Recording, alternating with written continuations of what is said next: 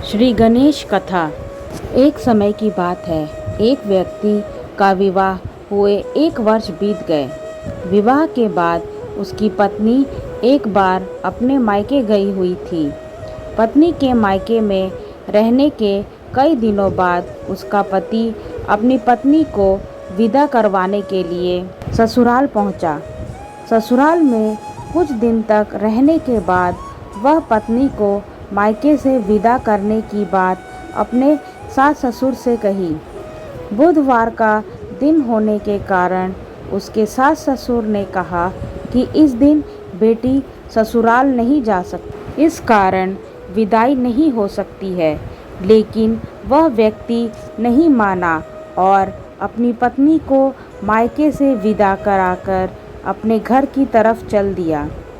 रास्ते में जाते वक्त पत्नी को बहुत तेज प्यास लगी। तब पति पानी की तलाश में इधर उधर भटकने लगा। काफ़ी देर के बाद जब वह पानी लेकर वापस लौटा तो उसने देखा कि पत्नी के पास उसी की वेशभूषा में कोई अन्य व्यक्ति पत्नी के संग बैठकर बातें करता हुआ दिखाई दिया। वह पास आया और उससे पूछा कि तुम यहाँ क्या कर रहे हो और कौन हो? और वे दोनों व्यक्ति आपस में लड़ने लगे। दूसरे व्यक्ति ने कहा कि यह मेरी पत्नी है। दोनों के बीच भयानक लड़ाई होने लगी। तब वहाँ पर कुछ सिपाही आ गए और स्त्री से उसके असली पति के बारे में पूछने लगे। दोनों व्यक्ति को देखकर स्त्री हैरान हो गई, क्योंकि दोनों एक जैसे ही लग रहे थे। तब पहला व्यक्ति परेशान होकर मन में कहा कि भगवान, ये आपकी कैसी लीला है। तभी आकाशवाणी हुई कि बुधवार के दिन पत्नी को विदा करवाकर नहीं ले जाना चाहिए था।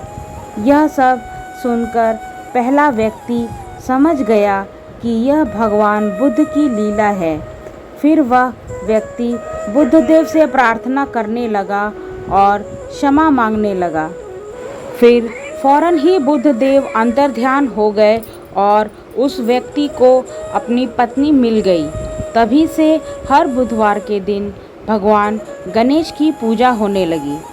ओम गणेशाय नमः।